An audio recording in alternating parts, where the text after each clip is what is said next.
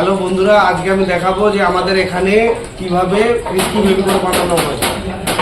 এখানে আমরা প্রোটিনের বিটার বানাবো, যেটাকে বলা হয় যে ময়দা কর্নফ্লাওয়ার।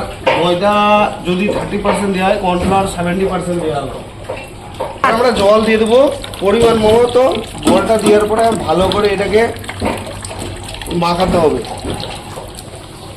ঠিক আছে, একদম মোটামুটি পুরো পাতলাও নয়, পুরো টাইটও নয়।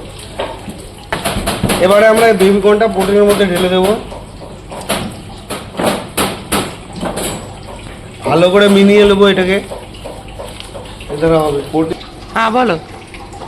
এবারে আমরা ভালো করে তেলে ছেড়ে দেবো একে, একটা একটা যেন থাকে।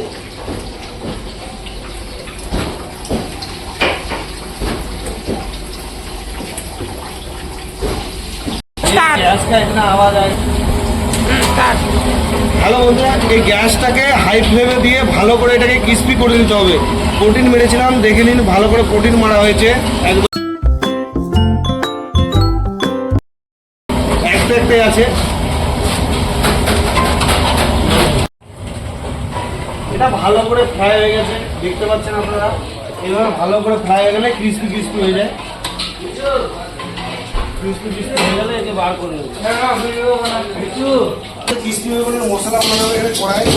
ঠিক আছে, প্রথমে একটু গার্লিক দিয়ে দেবেন। গার্লিকটাকে ভালো করে সতে করার পরে লঙ্কা দিয়ে দেবেন। লঙ্কা দিয়ে দেওয়ার পরে একটুখানি চিলি পেস্ট মারবো। চিলি পেস্ট মারার পরে বেগুনটা দিয়ে দেবেন।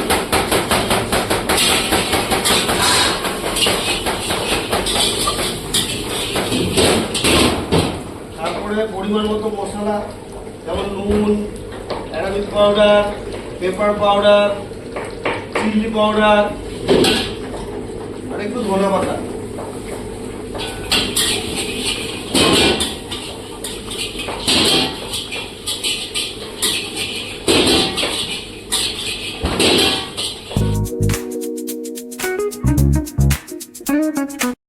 প্লেটিং করে নেবো।